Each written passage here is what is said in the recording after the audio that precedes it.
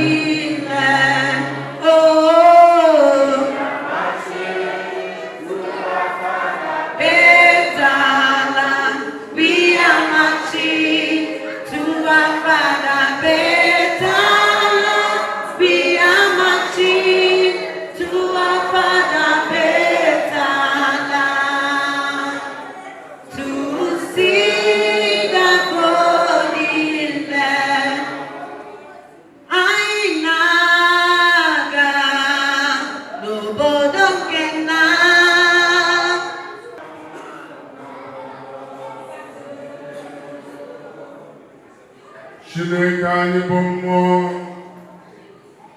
onye ọbụla nke chọrọ ife ya aghaghị ife ya n'ime mmụọ na eziokwu.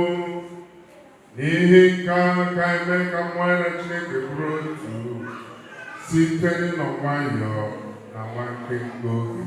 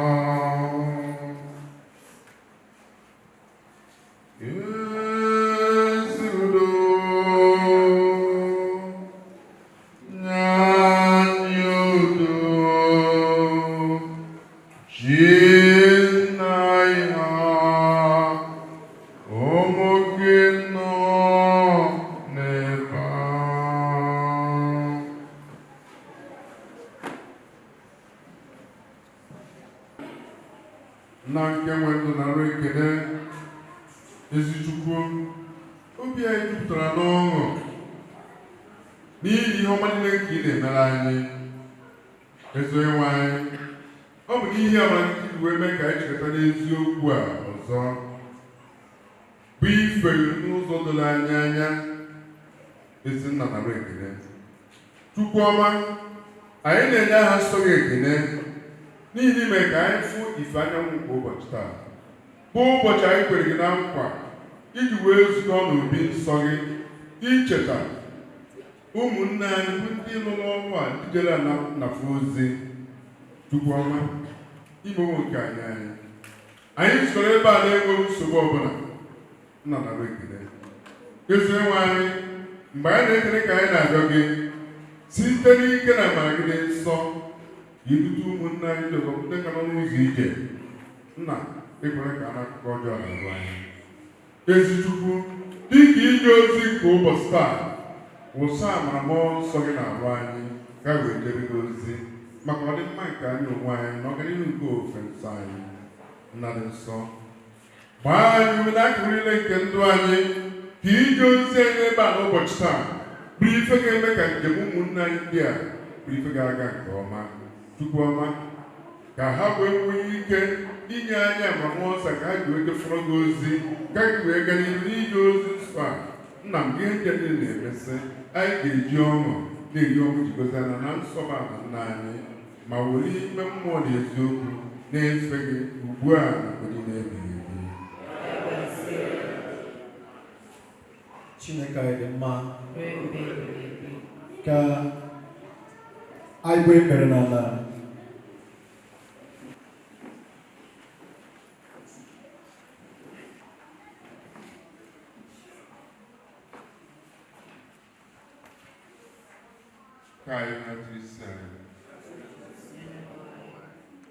Eze-Ana dị nsọ, Chinwendụ, ọ bụ naanị gị na-enye ndụ ma na-echekwaba ndụ.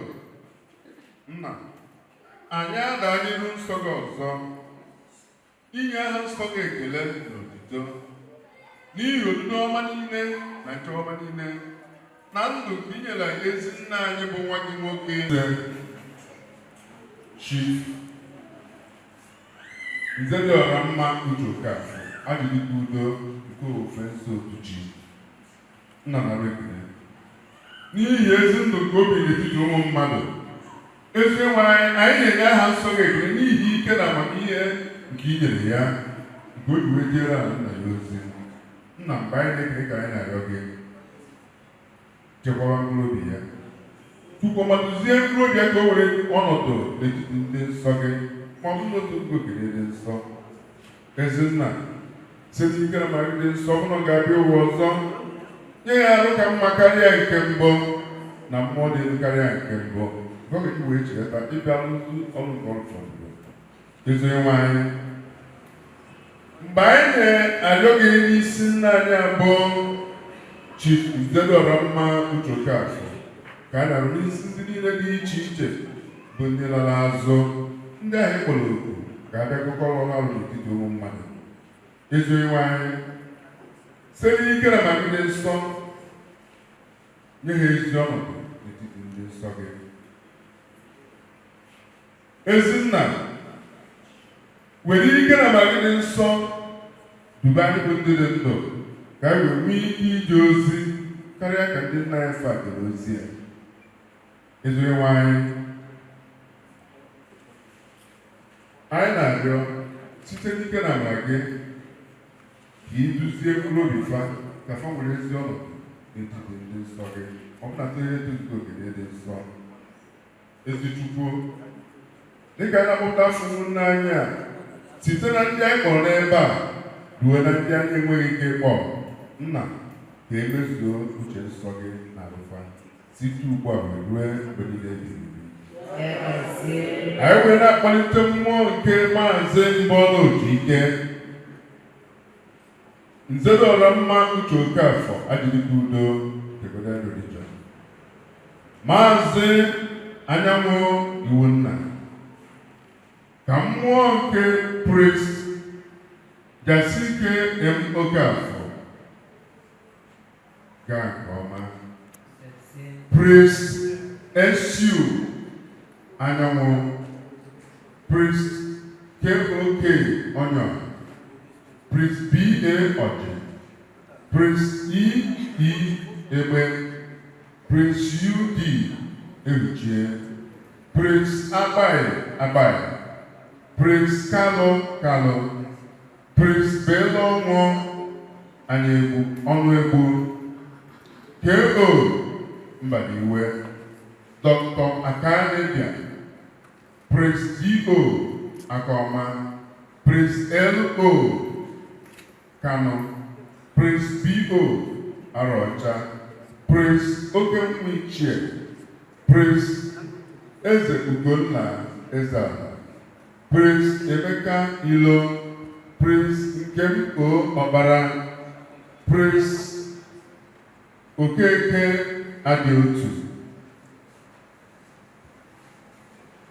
Herbert Macaulay Lumumba, Nnamdi Kanu, Nnamdi Azikiwe, Jomo Kenyatta, Kwame Nkrumah, SP Iruke, SP Ọnụọla, King Dada of Opobo, Mahatma Gandhi, Dr. ike dị ife dozie ike dị ife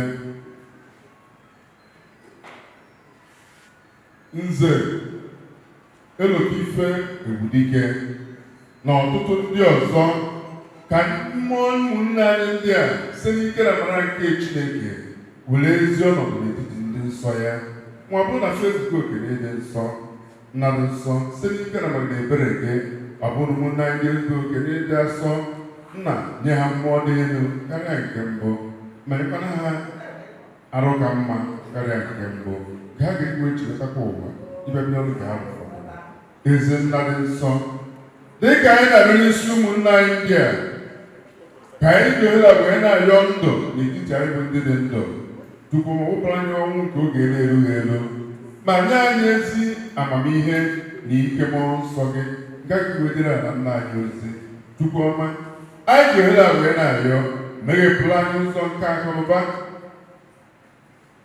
ka anyị were mee ihe a ga-ewetara ala nna anyị ozi Chukwu ọma anyị na-arịọ gị dịka anyị sọrọ n'ebe a taa ka ozi nke a ga-eje n'ebe a na-afa gị dị nsọ bụrụ nke gị kpọlite mmụọ ụmụnne anyị ndị ọzọ bụ ndị anụ n'oru ime mmụọ ka afọ wee chegharịa ma cherebute gị ma jere ala nna gị ozi ezi nna nsọ ka anyị na-eme mmemme a n'ụbọchị taa nna ọ daa onye ọbụla nke nọ n'ebe a nke arụ na-adịghị ike site n'ozi nke a na-eje n'ụbọchị taa nna kwụsị anya ma mmụọ nsọ gị ka ahụ ike anyị wee zuo oke n'ihi na anyị mana ọ bụ naanị gị na-agwọ ọrịa ma gwakọtala ọrịa na mgbe anyị na-emesi ọrụ nke ụbọchị taa ọdụ ụmụ anyị ndị nwunye anyị ndị enweghị mkpụrụ nke afọ Chukwu ọma ikwu na aga amadụ n'etiti ụmụ gị ezo enwe anyị ka emezuo uche nsọ gị n'etiti ndị nne niile ọkaka ezi nna dị nsọ nye anyị ezi amamihe na akụ na uche zuru oke nwa idu n'otu na ịfụnanya gaghị wee jee ozi nsọ nke ofufe nsọ anyị nna anyị na-arịọ gị ihe ndị a ma nwee ezi okwukwe na ezi olileanya n'ihi ga-emere anyị karịa karịa n'aka nsọ gị anyị na-ekwubi okwu a n'ike na amara na aha gị dị nsọ site ugbu a wee rue mgbe niile ebighị ebi. Chineke anyị dị mma ka mmadụ niile kwụrụ ọtọ mepee na atọ hymn number 43 uche mgbe ịlụ onye ala maọbụ ụzọ jọrọ njọ otu ọbụla o si jọọ njọ aga m enwe mmeri chefu olileanya efu nke nchewuru na mbụ nke ga-eweghachi m azụ na ọtụtụ arọ n'iru. Uche mbiri ọnụ onye ala Uche mbiri ọnụ onye ala maọbụ ụzọ jọrọ njọ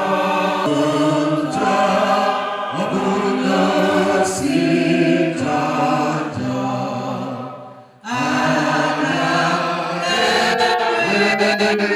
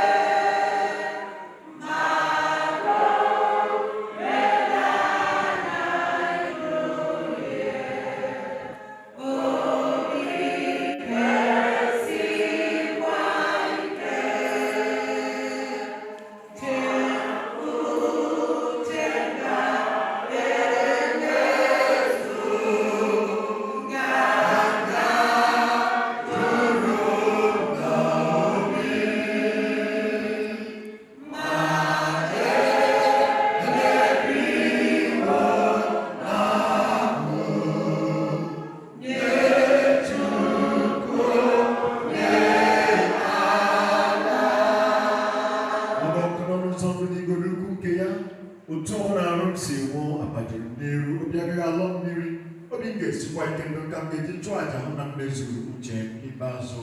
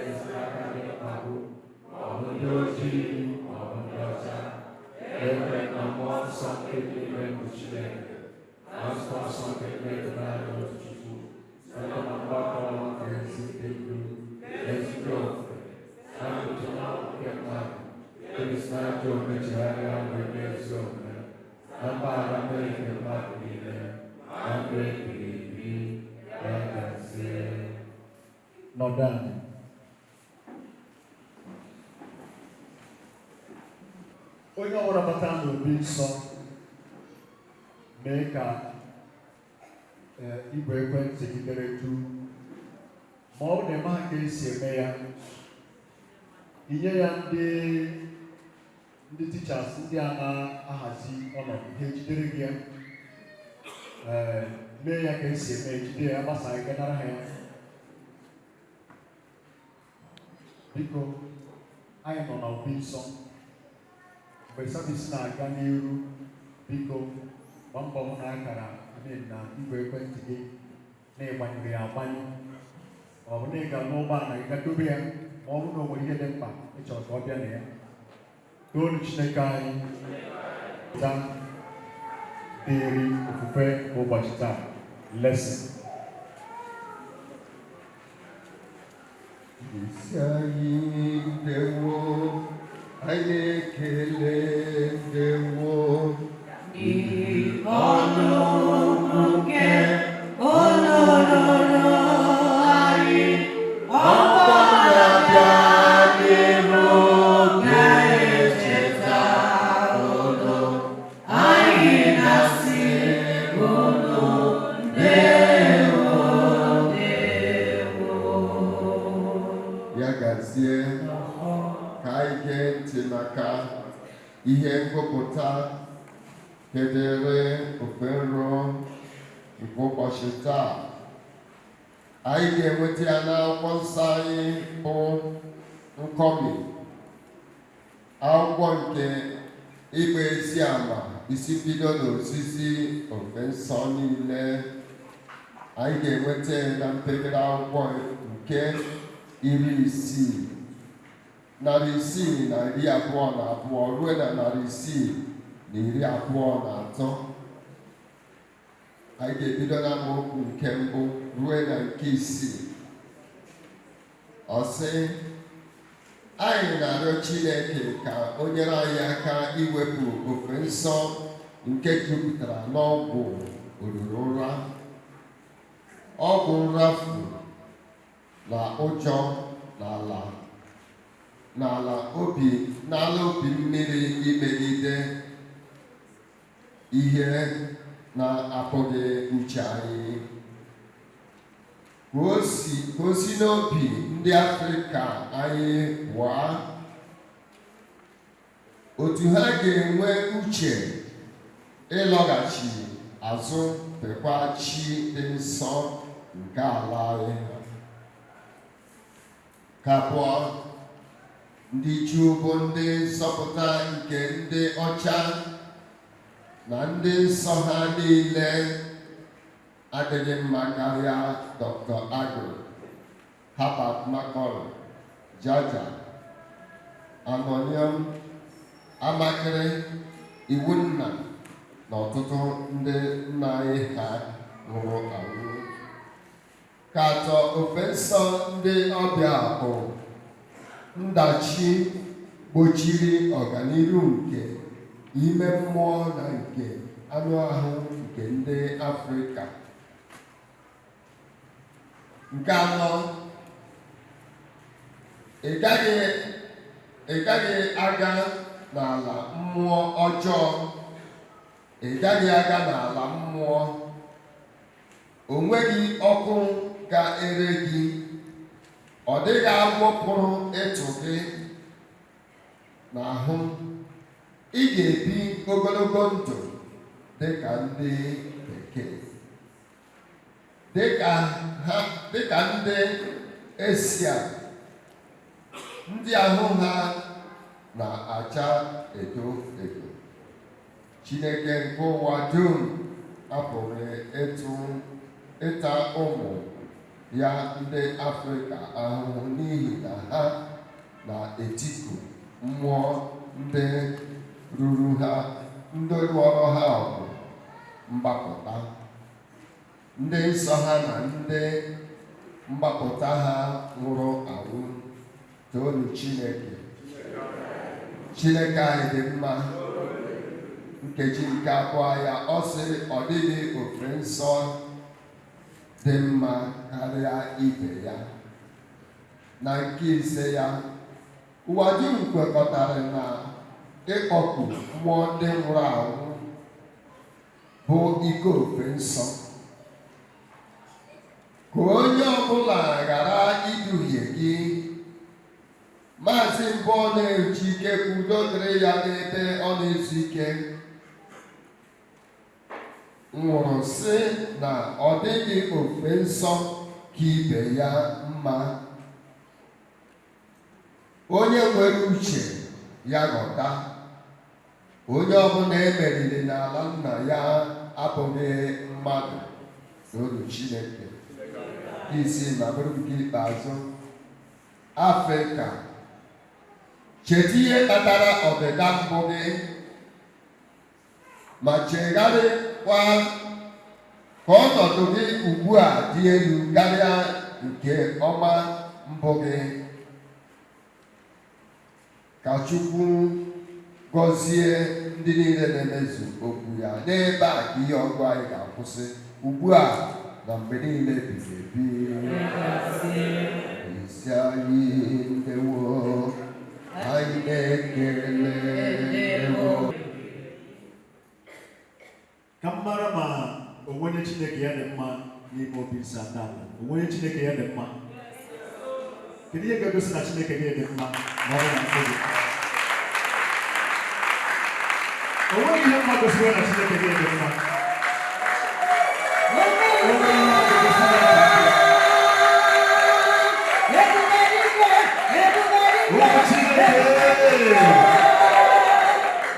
Ka Chineke gọzie mmadụ ugbu a na mgbe niile ebighị ebi.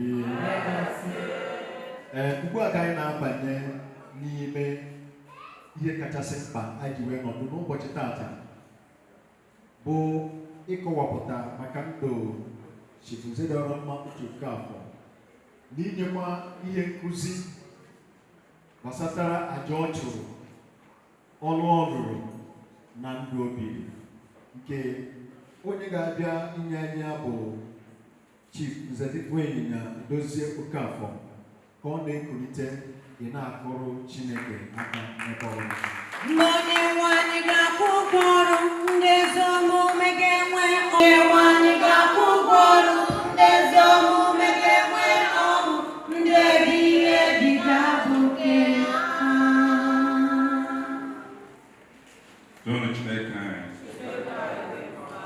Toonu Chineke anyị. Chineke anyị dị mma. Eji m ohere nke a wee na-ekele ndị niile bịara ebe a, the trustees, ndị nchụaja, ndị nne, ndị nna, members of the National Council, the Women Wing, ndị nze na ọzọ, ndị niile bịara ebe a maka mmemme nke anyị na-eme n'afọ na 30 January of every year. Ekene ka m na-enye onye ọbụla. Ihe eji abịa ebe a bụ iji mụta ihe, bụrụkwa iji kwanye ugwu nye ọtụtụ ndị mmadụ taa n'afọ rụọ ọrụ dịka Chief Eze-Ana Okafọ Ajidika Udo rụrụ mgbe ọ nọ ndụ. N'ihi na anyị chọpụtara na ihe mmadụ bịara n'ụwa a bụ ịrụ ọrụ ọma ga na-eji echeta onye ahụ ma mgbe ọ nọ ndụ ma mgbe onye ahụ na uru ịbịa n'ụwa bụ ka ịlụ ọrụ, ịlụsi ọrụ a na-efo gị afọ ọma, ada afọ ọma ha ga-edugitekwa n'ala mmụọ ebe a na-ekenye ezigbo oke. Toonu Chineke anyị. Ọ dị ọrụ a ka Ajidika rụrụ. O jiri ihe o nwere wee chụọ àjà ịkpọpụta ndị mmadụ n'oru ime mmụọ nke jiri ofesi ndị ọbịa wee kee ha. N'akwa gbasara Eze-Ana Okafọ, anyị ma na ọkara ụka ndị ọbịa, ọkara Katọlik, CMS tupu ya mata ofensi a. Mgbe ọ matara ofensi a ka ndụ ya gbanwere n'ihe niile ọ na-eme, mana akụ na ụba, mana ịrụ ọrụ nye ọra mmadụ, ma ịzọpụta ndị isi ojii na-abụ ekere ha na ofensi ndị ọbịa. Maka onye amataghị onwe ya, onye ekere agba ama nọrọ n'abụ, mana emepee ya anya efu ihe ndị ọbịa mere anyị, ihe gbasara iji ofensi wee kee anyị olu ime mmụọ. Anyị wee nọ dịka ndị eriri eri n'ime ana anyị. Ọ bụ eziokwu na ọtụtụ ndị mma eriri eri ama na-eriri eri, not until ịkọwara ha ihe eji ofensi were mma anyị na n'isi ojii. Ya onye ọra n'ebe a bụ onye otu Golden Legion, tụmadụ ndị emere mkpọbata. Ihe o gosiri onye ịpụga n'oru ime mmụọ, ịghọtago onwe gị. Ada ọrụ gị yiri ịgba mbọ na-akọwara ndị ọzọ uru ọ bara anyị ịghọta onwe anyị gbasara ofensi nke anyị. Bikọs ede ga-eri mmadụ eriri gị, ị nọ n'oru n'ọnụ ụjọ, ejiri ụjọ wee yi anyị egwu n'isi n'ala ndị isi ojii. Ụjọ nke ejiri aka na eze eluigwe na akụ ala mmụọ, nke bụ akụkọ ifo ebite ha wee kee anyị agbụ. Ọ bụ n'ebe a ka e nwere ike ịtọ gị agbụ ahụ ịghọta onwe gị na chi gị na ebe a ime ihe ọma gị na ya, ime ihe ọma pụrụ iche ije n'ala mmụọ, iketa oke zuru oke n'ala ndị bụ chi. Toonu Chineke anyị. Mana ịghọtaghị ya, ụfọdụ nọ n'ụlọ ụka anyị, ụkwụ ha dị ebe a dị ebe a, ọ ndị aghọtabeghị onwe ha. Ịghọta onwe ị ga-enwe aṅụrị n'izuru oke, ụjọ apụọla gị n'arụ. Ụjọ a bụ ihe njerọrọma gbara mbọ mee ka ọtụtụ mmadụ ghọta. Ọ bụrụ na anyị lụrụ, o jiri obodo niile ebe otu ile-ego ya na ndị otu ya, ndị ọkwa na kọpịs, otie aka n'ọrụ ihe dị ka azụ nke nye obi nke ka ọzọ ememe Okonkwo ọzọ n'ime. Ọtụtụ ndị mmadụ tara afụ tie ego ha ime ka ofensi agbasa na mba niile dịka Isiọfịa, obodo ukwu, Igbo ukwu, ma Lagos, Aba, ebe niile. Ọ dị ọrụ a ka anyị na-achọ ka ị rụọ, ka i wee so keta oke dị mma n'ebe ị nọ n'okwu a ma mgbe ị nara na mmụọ. O gosi mma na mmụọ, o nwere obi a gara na n'ihi na ọ rụrụ ọrụ ọma from your family to ịzọpụta ndị isi ojii na-abụ ekele ha maka ofe nsọ ebutere anyị. Ofe nsọ eji ụjọ wee kee ndị mmadụ. Ọnya ọrụ kacha ọrụ nke Onyima rụrụ. Ọ tọrọ ndị mmadụ na-abụ gị nwa na-ege ntị n'ụbọchị taa. Ọrụ doro gị n'ịtọ ndị mmadụ ebe ọ na ị nọ kwuso ihe gbasara golden religion. Ị gaghị emụtacha ikiri n'obi ebe ọ na ị nọ pụta tọpik, tritme tọpik, jụwa ha ajụjụ, kọwawara ha. Maka ọ na-akwụwa na-etu a ka ọtụtụ mba ga-esi ghọta ihe a na-ekwu. Ọ bụ eziokwu na ịntanetị enye n'aka mee ka ọtụtụ mba na-aghọta ihe zoro ezo nke a na-ekpughe nke ndị ọcha kpuchiri ejiri nke anyị ahụ. Mana ọrụ dịrị gị especially ọbụrụ na-emego gị mkpabata because ebube gị mkpabata izubeghị oke n'ime golden religion. Emechaa gị mkpọbata ịgba mbọ soro na ndị a ga-eme ihe a na-akpọ oriri ụmụnna.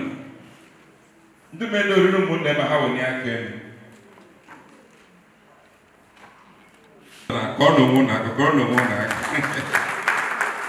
Ọnya the consummation of izu oke. Anyị na-asị ekene ka na-enye onye ọbụla ndị bịara taa. Anyị ma ndị mmadụ ka ya bịa. Anyị mana ụgbọala na cost ego. Mana ihe ahịa na-eme once every year. Na-akwa mbọ ka ịbịa. Ihe a na-agakwa n'ebe a most of the time bụ teaching. Ihe eji mee today's topic bụ gịnị? Kedu ihe ọgwụ?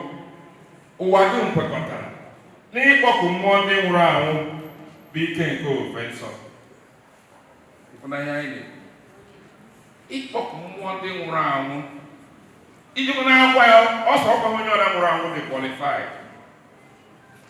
Ka gị nwere sọ onye mụ ha. Ọ onye mere arịghị na-akpọ ya na ị na-ekpe ekpere. Ndị a na-akpọ ọdụ zuru oke. Ndị ama na-arụ ọrụ dị iche iche. Ha arụ ọrụ mgbapụta. Ha zọpụtara obodo.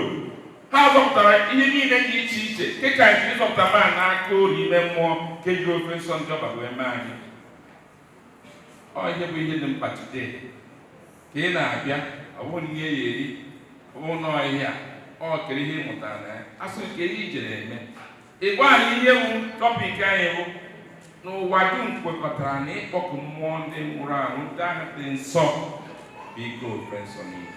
Like if you go to other religion, ị ga-ana na-akpọ Abraham, a na-akpọ Jacob, a na-akpọ mgbe Jizọs ọ dị ndụ. Jizọs ọ dị ndụ. Omeka na-asị gị anyị anaghị ekpere Chineke na-anwụchi otete. Kwụrụ na a na-ekpe Chineke na-anwụchi otete. Chineke ọ na-anwụ anwụ. Sekwu na ụgọta ya. Ihe a na-ekpe Chukwu okike anaghị anwụ anwụ. Abụghị anwụchiri etulete ha. Ihe niile ahụ akụkọ ejigide anyị. So anyị na-asị na onye ọ na-abịara ebe a unu ga-eji ụkwụ ọma wee bịa, unu ga-eji ga-adịkwa mma. Anyị na-ekwusị na ọ ga-adị mma ka unu chọpụta ihe mere eji ahọpụta mmadụ na inye ya akara ugwu. O nwere ihe ndere ede a ga-eke unu. Nke mgbe a na-arọpụta ụfọdụ maka itinye ume n'ọrụ ofe nsọ. Aga enwe ego asị ọ na ndị nwere ego ka a na-enye akara ugwu. Not only nwere ego. Before a station or chairman or priest asị na onye a ga-ewepụta na unu bi, o nwere reason eji enye ya.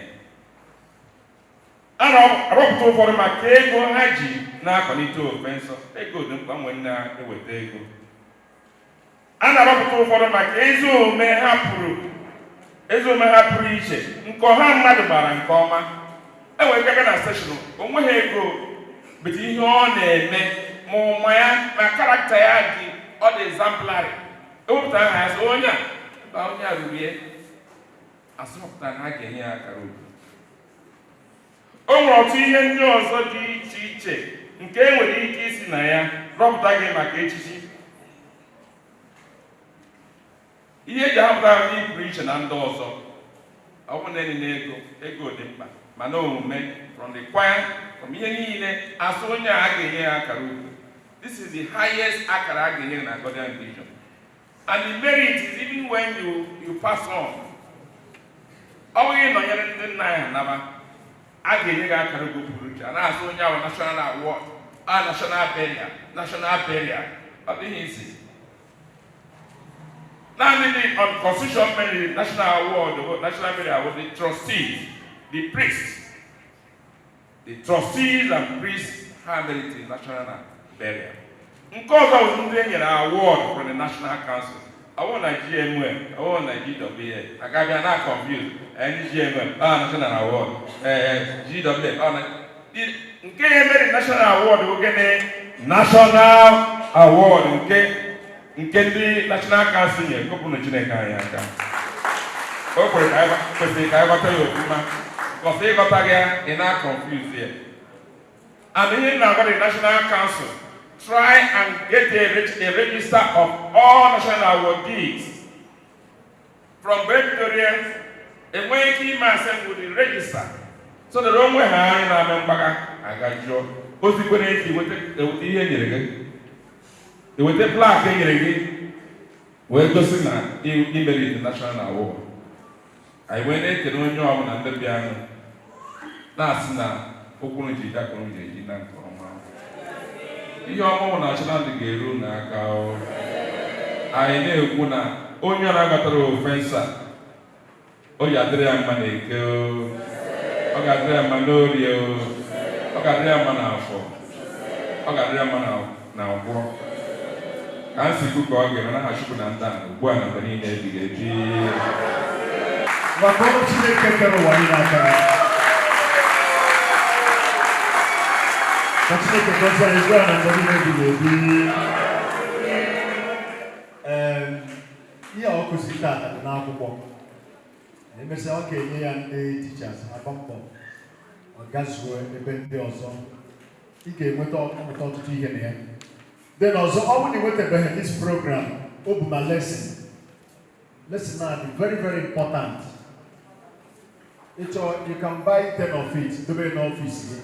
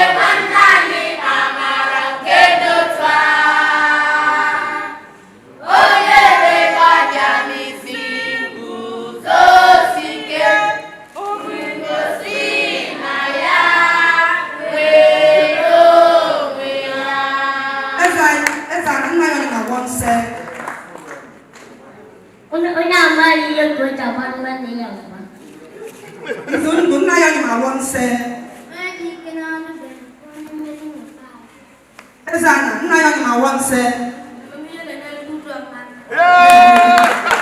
Abe ko nna ya ma wanse. Eka ko bi nna ya ma wanse. Eka ko bi nna ya ma wanse. Ane nna ya ma wanse. Aya ilego la wa ilezi. Ife di ora nna ya ma wanse. Eda na ada ba no ngoni ne. Eka ko nna ya ma wanse. Nsusu ko mborobo ona dojo. Aba jeno. Ina gazo o ebu echuku di nawa. Ida ya dile di nawa. Odu na ibebe owegi. Ihobo ina gazo o ebu echuku di nawa. That you may know all His riches, all His glory, in good and easy. That you may know God, that you may know God, that you may know God for His riches and His glory.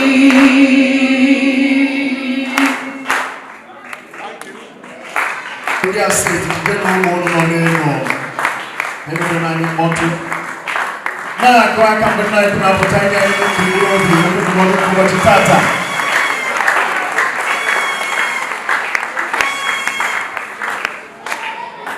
Bulu Fonchon Chikalana Nezumeya Ogagoziki Bulu Fonchon Chikafrika Nezumeya Ogagoziki. Yes.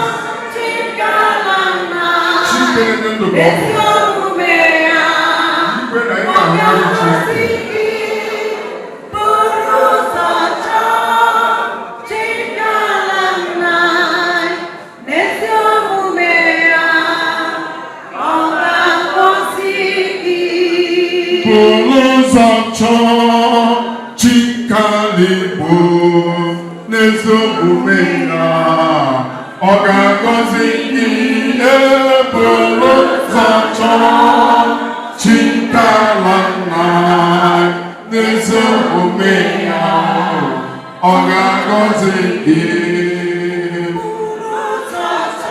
Yechota wando Yechota wando Yechota wando Iyi ọma niile dị n'aka nsọ ya. Chi ala agọziri anyị tupu ọkụ. Onye ọmụmụ amamihe ka anyị bụ.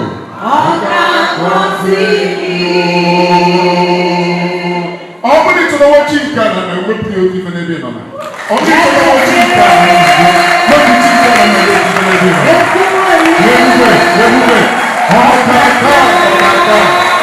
Ọ bata otu ebe ahụ ya. Ome mgbe ọ bata ike ebe ahụ ya. Ome ọkacha ebe a na-ekiri ya.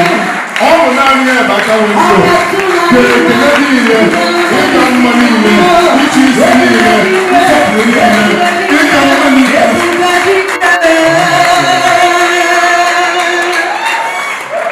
Our God is good. All the time. Lee nwanne ya sị nwanne m nnọọ.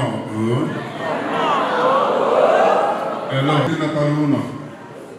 Ọ bụrụ ma ịnatara ụlọ, were ọṅụ, were ilu ọchị nwanne m ahụrụ m gị n'anya. Mee ka ọ chịwa n'ihu ya. Mee ka ọ chịwa n'ihu nwanne gị. Ike. Ka Chineke nke ndị nna anyị fa, onye kere n'igwe n'ụwa ma nwere ihe dị n'ime ya, chi ada ebe niile oge niile, chi ada agbanwe site n'ike na ya dị nsọ, Musa amara mmụọ nsọ ya na-arụ anyị ka anyị wee jee ozi ga-abara anyị uru. Ka Chineke mee ka okwu a banye n'ime ntị anyị, ka ntị anyị were nyefe akọ na uche n'ime izu oke nke Chineke, ka ọ gbaa anyị ume, kwalite anyị n'ọnọdụ ịdị mma, ka anyị wee were rụọ ọrụ dị mma maka ọdịmma nke anyị onwe anyị na nke ala nna anyị. Mgbe nke a ga-emesị, otuto onye ga-abụ nke ya, ịma mma nke ndụ a ga-abawanye ugbu a na mgbe niile ebighị ebi. Taata bụ oke ụbọchị dịrị ndị ofufe nsọ otu Chi. Hello. Taa bụ ụbọchị amara. Onye ọ na-abịa n'ebe a taa ga-eji amara wee na. Ọnọdụ anyị ga-agbanwe.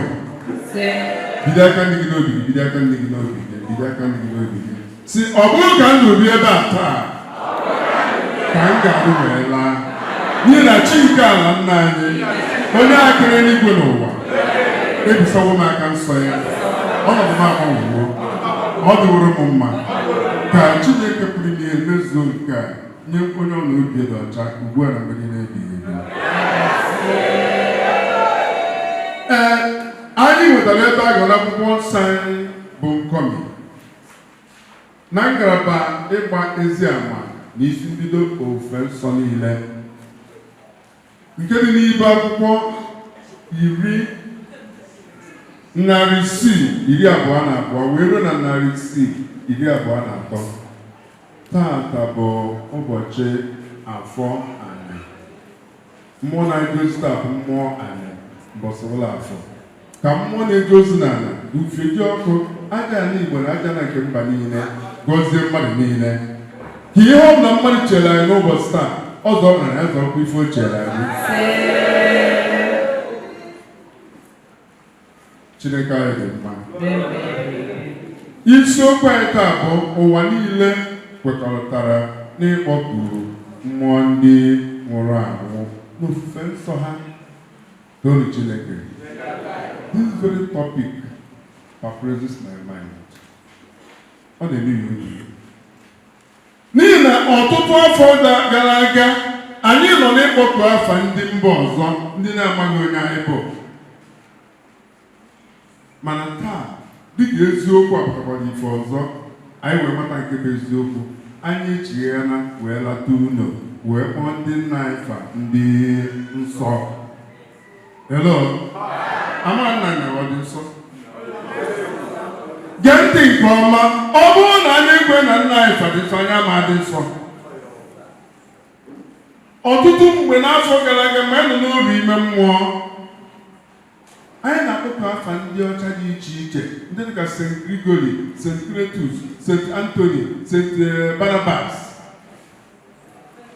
Hello. Ndị na-amaghị onye anyị bụ, ndị na-ahụghị anyị n'anya, ndị gbara anya ọrụ ime mmụọ, and ọ bụ idebe anya nke ọma n'ezi akọ na uche, down history, ị gafere ndị a niile adịghị onye ga-afọ n'ime ha, maka onye bụ aka ọbụla adịghị afọ. Constantine, the top barrier of Christianity, aka ọdacha, he killed people out of religious crisis. Tonu Chineke anyị. Ọ bụ ndị otu egwu ife na-akpọ the Crusaders wee bata ọ na-eme crusade. Some people talk na crusade bụ ibu akwụkwọ wee je. No, ha na the way fortified with ammunition. The crusaders, ndị ogbu, offer ga-eme ka change it to soldiers of cross. From soldiers of the cross to knighthood. Ọ bụ na ị si onye ọ na-achịrị knight, a ga-eri ya nkwa egwu ala ọbara, tụnye ya sọdụ dịka onye agha. Ọ bụ eziokwu na ha dazi ekwu mmadụ nke afọ ya taa, ma fa ji ego na-alụ ọgụ imegide ala nnafa. Because na onye Igbo na-egbu nwanne iru nna ukwu. Tony Chineke anyị. Chineke anyị. Ọ bụrụ na anyị na-anya nke ọma, anyị ga-ama na nna anyị so emeghị ife ọjọọ tupu wee necha anya were ala nsọ dị ka na Afrịka wee gọzie fa. Wee were anyị bụ ụmụ mkpụrụ ọma wee chọọ fa mma. Kụpụ Chineke na Afrịka. Chineke anyị dị mma. Gee ntị nke ọma. Mgbe anyị nọ n'ọrịa ime mmụọ iji ikpe ekpere ịgbaghepịa chi nke Abraham, chi nke Isaac, chi nke Solomon, chi nke David bịa zọpụta gị, mana ị ga-tuo ifu na akwụkwọ ndufie bụ ọgwụ olula ha bụ bịaba anyị ịgụ ya nke ọma, ị ga-afụ na ndị a niile bụ ndị rụrụ arụ n'ihu Chineke na mmadụ. Maka David ị na-ataghachi ebe zọpụta gị nọ na nwata kwube mmadụ ọbasị. Is there in the biblical? Tony Chineke anyị. Ọ nọ na mmakwube mmadụ ha mgbe ọ bụrụ onye na-agbagoro ya dịka akụkọ ifo ha ka ọ laa anyị because ife na-aba adịgoli onwe nke bụ ife mere eme asị na oji otu mkpụrụ ije ofu agịrị wee tugbuo giant. Ọ na-eme eme it's not done. Giant ịmara inwe ike ịgba ọnụ egwu ise ma bụrụ ya gbanalụ obe ka otu mkpụrụ agịrị gburu akọrọ anyị ya anyị kwere mgbe anyị nọ n'ụra mgbe anyị nọ n'ụlọ ime mmụọ taa anyị amụtawo na ọba asị. Mana asị uwe ole na-akọrọ aka n'isi David onye ogbu mmadụ bido na nwa o bido mma ruo mgbe ọ bụrụ okenye maka na David jiri aghụghọ na anya ukwu wee zuru Hụlaya zuje n'ihu ọgụ ma mechie chọrọ n'ihu ọgụ ga wee kpuchiri nwunye ya nye gị na chi zọpụta gị chi onye nọrọ alụ. Nna anyị sị na mmeso onye ọbụla ụzọ e tụrụ na-agbaje fechi ya. O gburu mmadụ na-abụ mbụ David wee kpuchiri nwunye mmadụ na-abụọ. N'olu Chineke anyị. Ihe na-atọgachi ndị Juda bịa zọpụta gị ma nna ha bụ Juda. The man called Juda bụ onye rụrụ arụ maka na nze na-ekwule na abụọ. Nze ha mere gịnị? Ọ rụrụ arụ. Let me tell us, Juda as a person nọrọ nwaanyị mụta ụmụ. N'olu Chineke anyị. Ụmụ nwoke atọ. The Bible recorded it. Ọ sị ụmụ nwoke atọ a nke isi wee nụọ nwaanyị na ọ mụtaghị nwa o wee nwụọ.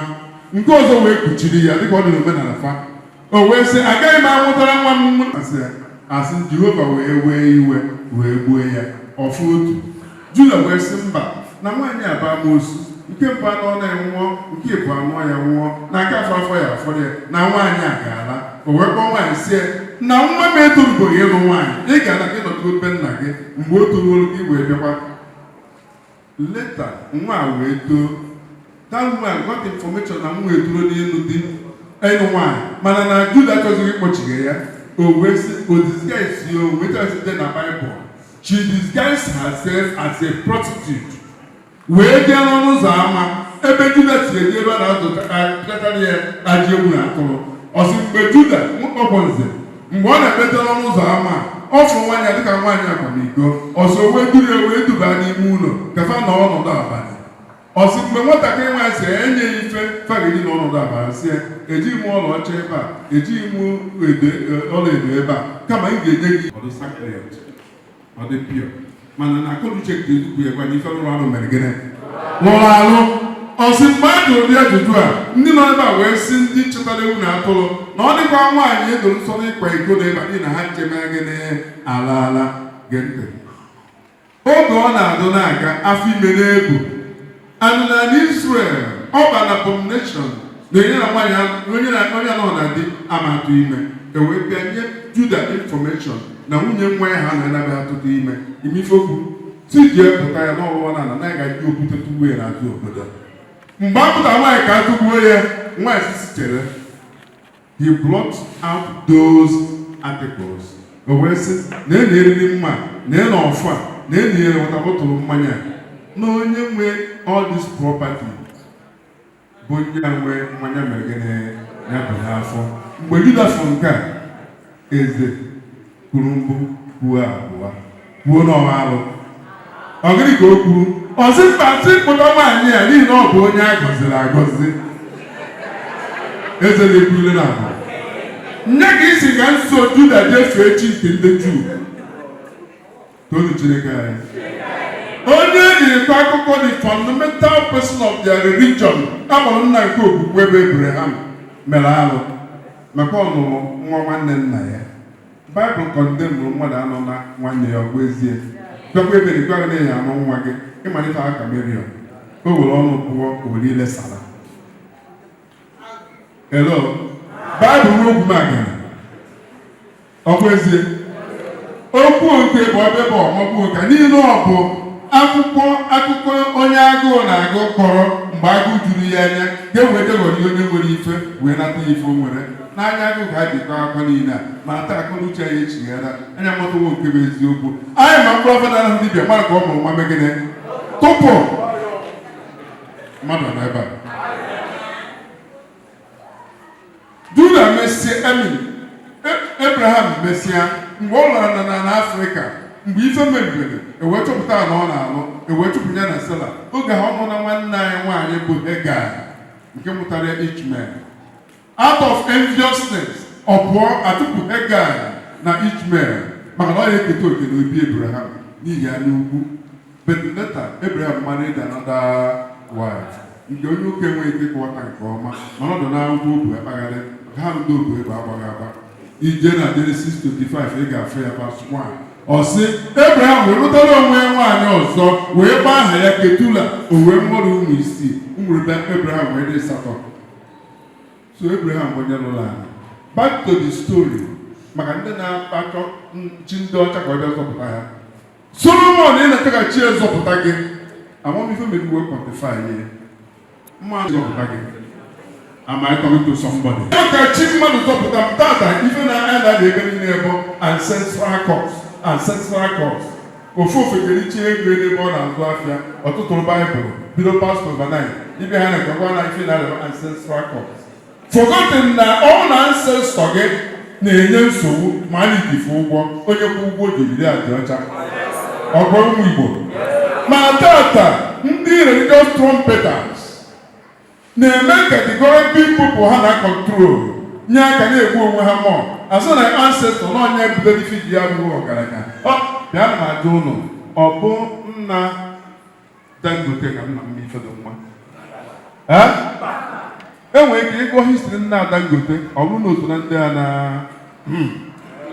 hello ana m ajụ gị nna Innocent na Nnewi ọ ka nna agụ n'ife dị mma why na ancestral cause ejide nna Ibeto nna Ifeanyi Ụba name them back to the white people the European people tọọ ga-agba anyị oru gbachaa anyị oru uwe anyị in quantity nna ha mere alụ nwaanyị ife na ha metara ego ha mata ha na-aga n'iru n'ihi akụnụba anya bịaskọrọ n'ebe a ọ bụ ego nwetara n'olu na slave trade ka eji weta ife a na-akpọ Liverpool anyị na maka tim a na-akpọ Liverpool mmadụ n'ebe a ndị football fans ya ife na-ekwu the team a na-akpọ Liverpool bụ ego enwetara onye na-akpọ John Hawkins with Elizabeth and King James and their cohorts ego ha nweta na slave trade ka ha ji wego that team a na-akpọ Liverpool mana ụmụ ha na-eri ịtọ ife si na ya pụta taa ancestral cause ejoro ha ancestral cause egbuo ha ọ bụ nna gị tụtụrụ mmiri na wee zụọ gị zụọ nna gị ka ancestral cause ejighị ọtụtụ achọghị ige gba mbọ ọtụtụ achọghị izu oku akpọrọ ha ọtụtụ achọghị ife ana nna ha ọtụtụ achọghị inye ndị ichie nri ọtụtụ ọgbara onye ụwa ha ọtụtụ ọmarachi ha ma ha na ancestral cause ya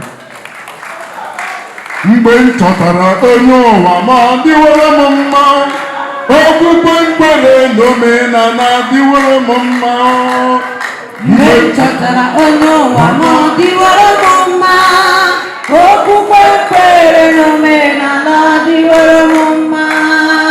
Kemgbe m chọtara onye ụwa ma ọ dịworo m mma, okwukwe kwere n'omenala dịworo m mma. Mgbe m chọtara onye ụwa ma ọ dịworo m mma, okwukwe kwere n'omenala dịworo m mma. Chineke anyị dị mma. Metụ onye aka sị Chima adịghị anwụ anwụ. Adịghị m efe chi na-agba ọbara. Adịghị m efe chi na-agba ọbara. Adịghị m efe chi na-eke agha. Adịghị m efe chi na-eke agha. Sị nwanne m, adịghị m efe chi e kwuru na nke anya ukwu. Kama chi na-efewu chi nke udo, chi nke ịfụnanya, chi nke ịdị n'otu, chi nke ndị nna anyị fa.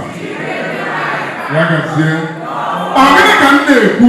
Ife ezere ebe a taa abụọ ka emechita ndị dịla ala nna anyị ozi, ndị lụrụ ọgụ nwere onwe, ndị tọrọ nta n'ofe nsọ nwere onwe a, kwa ka ebe icheta tata kụpụrụ ha ka ebe nọ. Chineke anyị dị mma. Ka anyị na-agụrụ ndị nna-efe tere ozi a aka, ịjụọla gị onwe gị kere ka isi eji ozi nke gị. Am I communicating with somebody here? Ịjụgo onwe gị kere ka m si eji ozi nke m, ọ gịnị ka a ga-eji wee cheta m?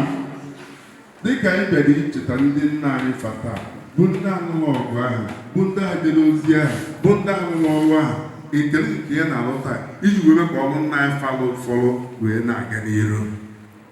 Remember, this life is like a relayless. Ọsọ osisi. Ọsọ onye gbara bi onye ibe ya, abalị bịa nye ya gbago n'ihu ka abalị nye ya kwuru ofu ebe na-azara afa. Abalị enyeghị ya gara n'ihu ka abalị nye ya gbara azụ. Ka gọọmenti otu obodo amụma obodo ikwu ngwa ukwuru maka o nwere obodo m fụrụ nwere ka ọbụla obodo anyị nọ n'ime ya na-eme onye agbara na-eje onye pụta nye nwanne kama ojikwa n'ihe ọ bụla eme gịnị osokwe. Achọrọ ka anyị bụ ndị ofe ntụ otu chi na-agba n'ihu maka na ihu ka oke mgbe na mmadụ amachighị azụ. Kedu ife a ga-eji masị gị? Akwụkwọ nsọ anyị akụkọ ilu nke ndụ chapter 7 ọ sị prove your mental. Gosi ihe ịbụ. Ka e si egosi ihe ịbụ ka ọ na-ewe agada gbachiri ụzọ na steshọn ebe ị nọ aga chacha. Hello, abụke ndalụ ọgụ onye kidi si tụkasịa ya. Hello, kedu ife ị na-eme na steshọn gị? Kedu ife ị na-egoro na telach iji wee mee ka ozi ọma nke ala nna anyị na-aga n'iru? Tony Chineke anyị. Give chairman of a station, give chairlady of a station, give organizers in the Golden religion, give priest, give your contributions. No one can speak for you, only your commitments will speak for you. Your devotion will speak for you. Your work will speak for you. Ọgbọ́n ìdèbèdè ife ga-enye awọdụ, ọ bụ onye lụrụ ọrụ ka a na-afụ. Anya anyị yi oghe, ama nke onye na-eme, maka ebi n'ụma dị ọbara ọkụkọ, ọkụ ezie. Ị nọ na-ataji anya onye a na-arụ ọrụ, maka onwe na-akpọ distractors. Ọdụ ọrụ dị ịrụ ọrụ, omekwe na-arụ ọrụ ka ọ rụọ, ma ana m eme ka maka gị na-arụ ọrụ, hapụ challenges because it will make you strong. Am I talking to somebody here? Akwụkwọ nsọ ebubo mistere na onye na-atụda nnana na-atụso okpukpu m ike. Mgbe ị na-arụ ọrụ ebe ị nọ, mgbe ị na-arụ na steshọn gị, mgbe ị na-arụ n'ime ndụ gị, don't be afraid of challenges because challenges is the food of the champion. Am I communicating with somebody?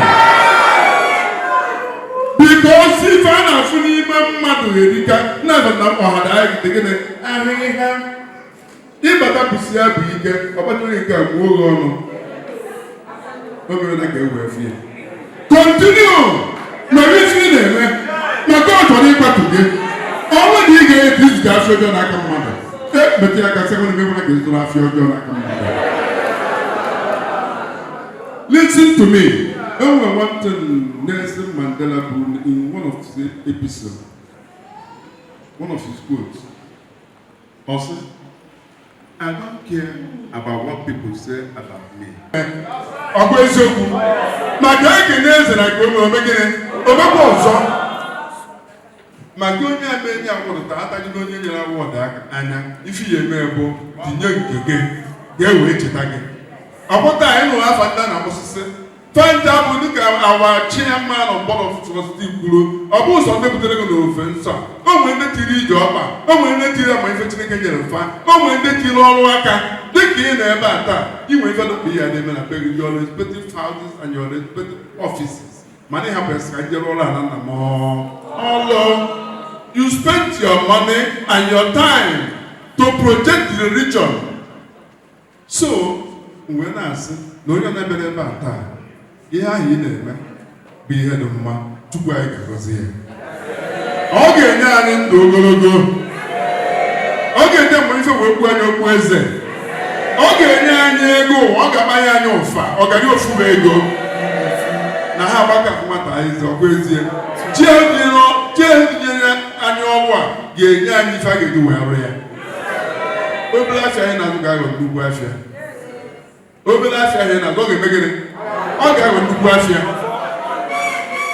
ife a na-egburu ọdịbe na ya na-achụ aja nwata achụ aja onwe chiọma anyị yere mmiri anyị ama-efechichi nke ndị mba ọzọ bụ chi rụrụ alụ chi kpọrọ anyị asị chi na-akpa oke chi na-ego ọgụ n'etiti mmadụ na ibe ya Chukwu kere ụwa na-ego ọgụ n'etiti ụmụ ya he is the God, the father of all Amerika agha so anyị ka apụ n'ifechi mana onwe ife na-ewute m ọtụtụ ndị nọ na Golden Religion amabeghị ife bụ Golden Religion chọọchị nọ n'ụka ụka ọbịa mere ụfọdụ taa ji jee kama ya arụ ọrụ ka anyị gaba n'ihu ọ na-achọ ka e nwee nke ya mana anyị fụ ndị chọ ka ha nwee ka afọ isi na ya dị ha fụ ka ha si agbanyewa ọsọ ama anyị tụrụ somebody ka anyị chigha ya azụ chịkọta obi anyị ọnụ kekọta onwe ya nọ dịka otu ugwu eze jikọọ aka na rụọ ọrụ a ka anyị wee zọpụta ụmụnne anyị ndị ejide ori ime mmụọ ịmara Chike anyị efuwo ịmara Chike anyị efuwo Chike anyị efuwo ọ bụrụ mgbe anyị na-ejido n'azụ ụlọ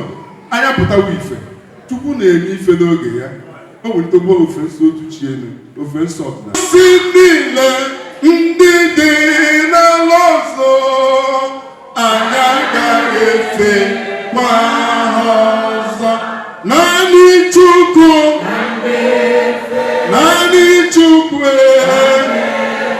onye kere ụwa ka m ga-efe ka m ga-efe ka m ga-efe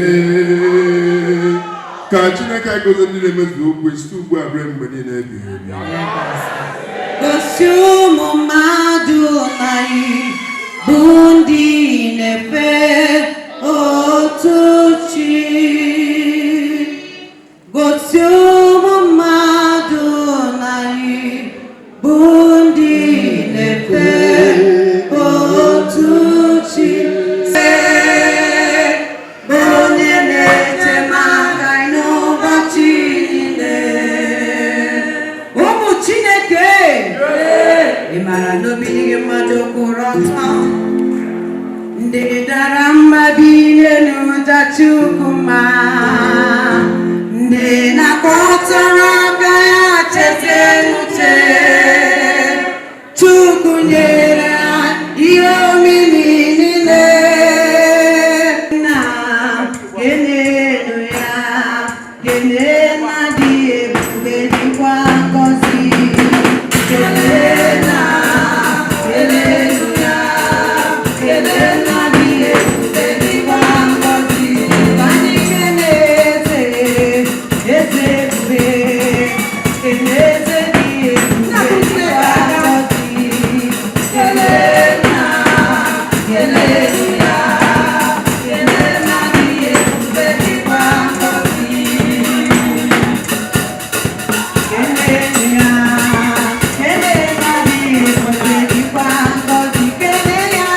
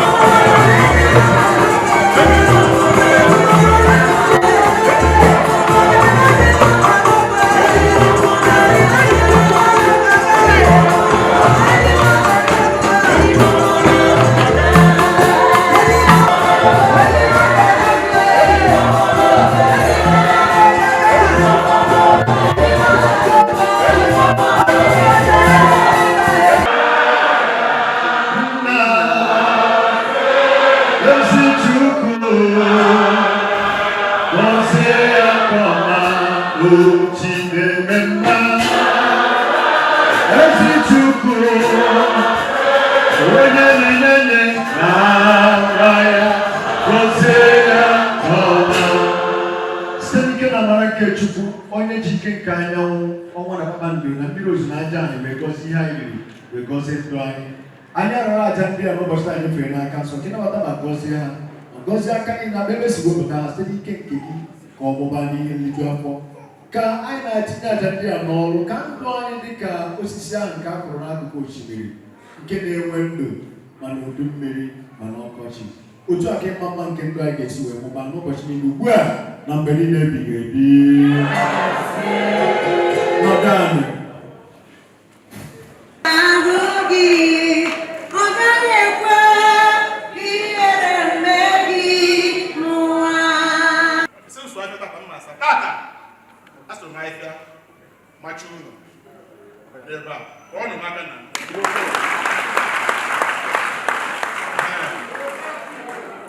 ọ bụghị ma onye a na-ego ọfụma ọfụma naghị egbu oge n'ịga ozi edere na mmalite m ga-ebu ụzọ mee ya si mee gbasakụ n'ebe a tata ị na-anya n'oche abụọ n'ebe a now the board of trustees of this religion, of trustees,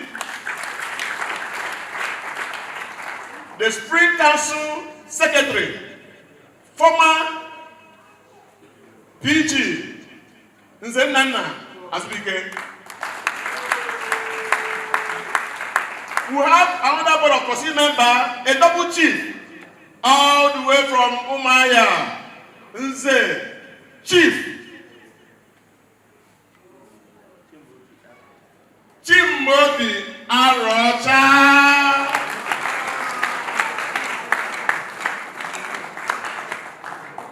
New chief. And with elder, somebody I don't joke with. All the way from Aba. He came in here.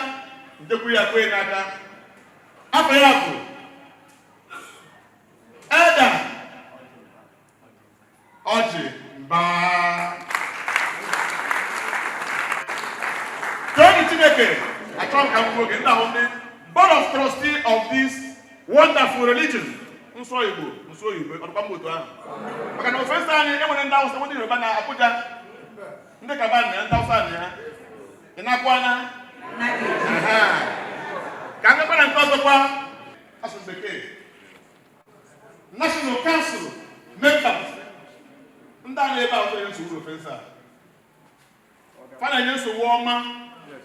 I do 12 in number, and the 12 are here, except from the first verse and the other one. First on the list is our national president. Nkeke Inachi, bring yourself. Hello.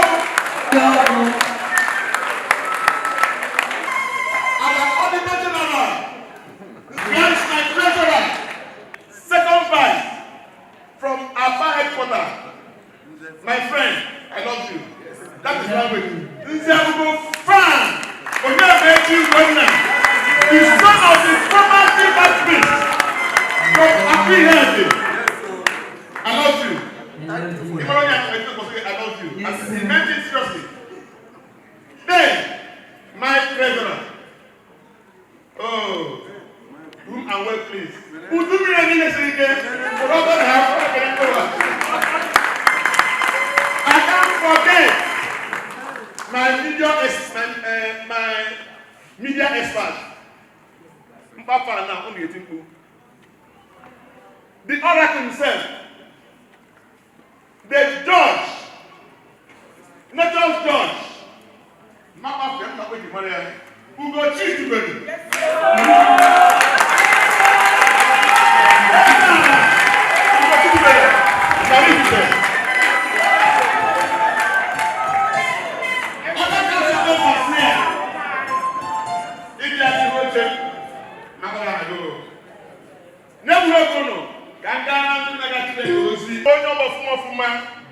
My spiritual leader, my everything and everything, high chief priest, Ebuka Obi.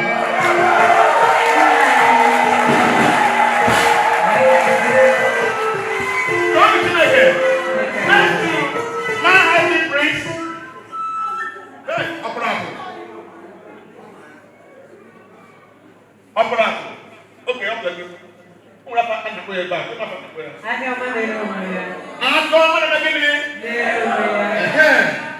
Pretended priest. She went to Eze-Ana.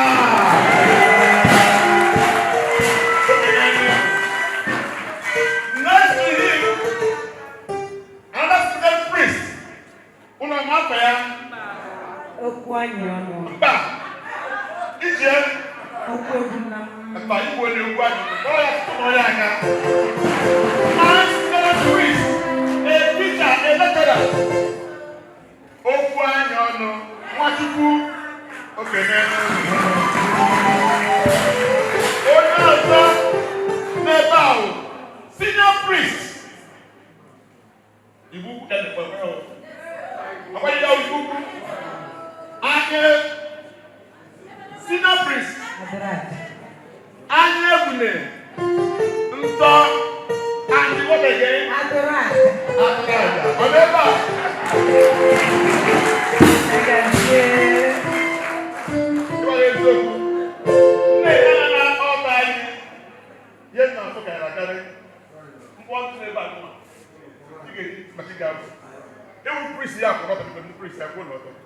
If you're a priest, with due respect, go not.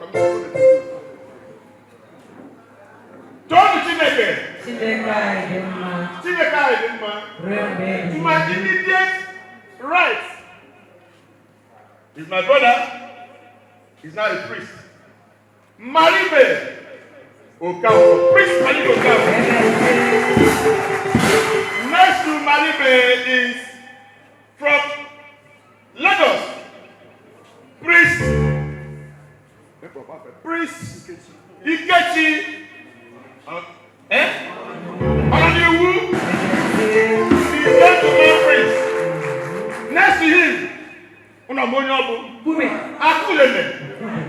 You cannot let them. Next to him, God is good. Next to him, Umenadife, priest. Umenadife.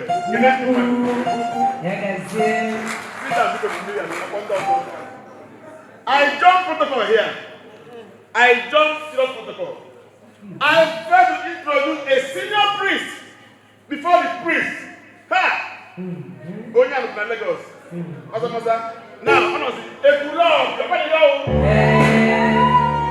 senior priest. Doctor.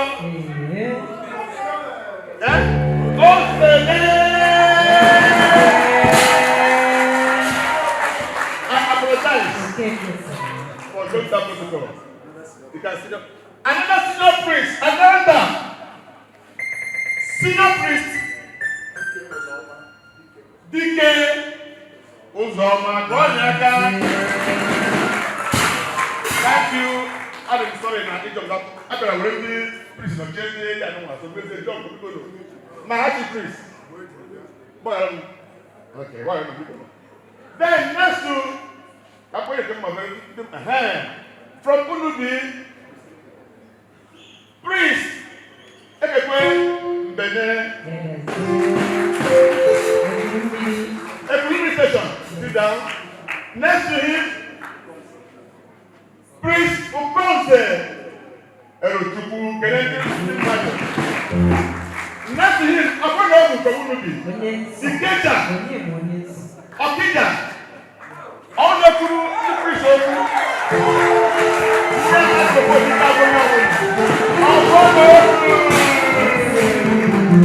Next to him, Jesus, oh, man, Kennedy priest. Thank you so much. Madam the Guardian. Don't Chineke. Let's go back.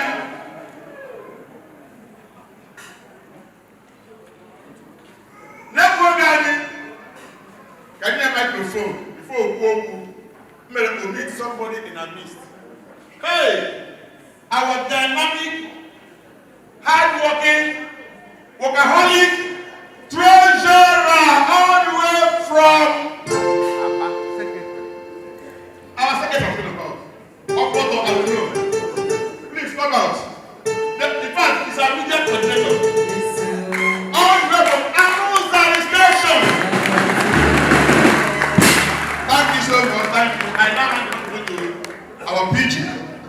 address us. My preaching. God has done Chinekai. Chinekai, the man. Obruna Chinekai, the good man is Luku. A bubble and I can give it.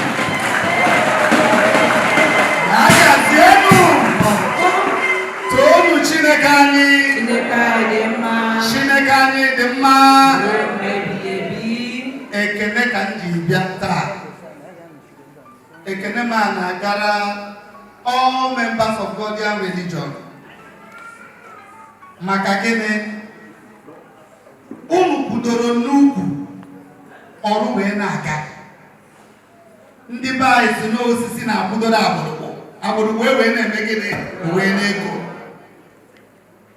wee sị ka nkenye ndị Godian religion niile ndị niile si na administration anyị a ga-edoberịrị ezigbo legacy a ga-eji na-echeta anyị a sị na unu jide ka unu ji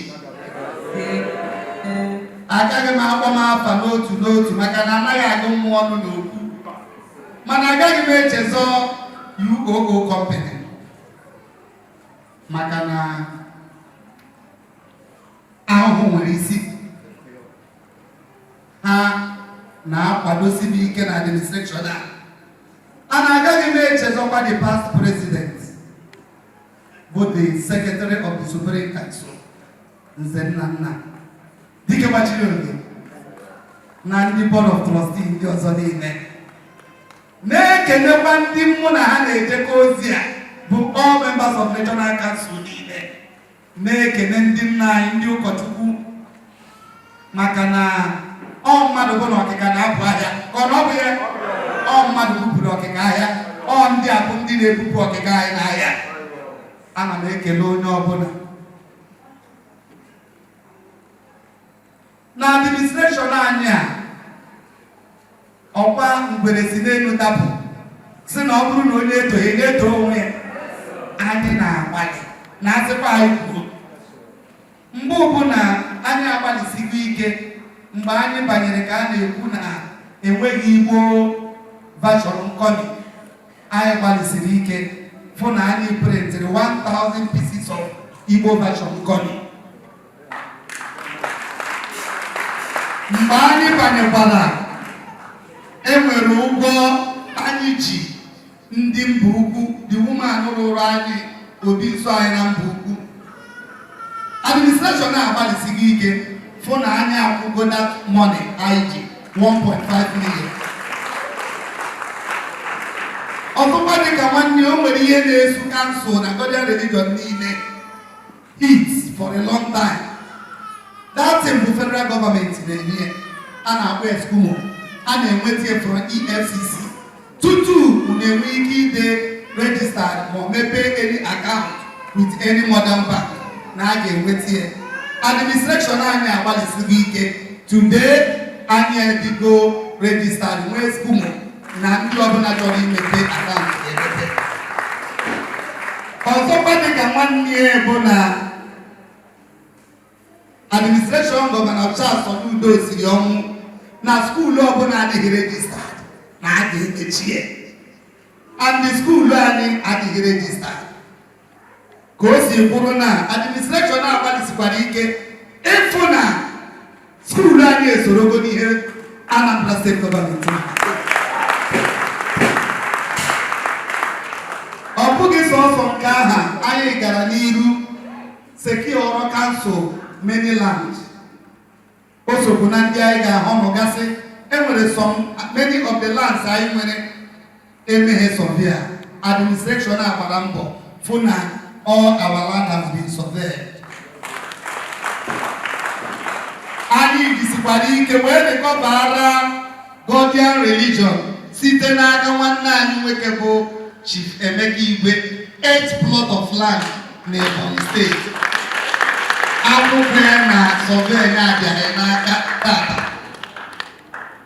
emechaa unu n'anya ndị ụkọchukwu ga-emechazi ekpere anyị ekpere gozie ya ọ bụrụ na mkpu bara ebe anyị dobere akwụkwọ ugwu anyị si n'elu na-ere mkpusi na ala begịnị ala na-abịa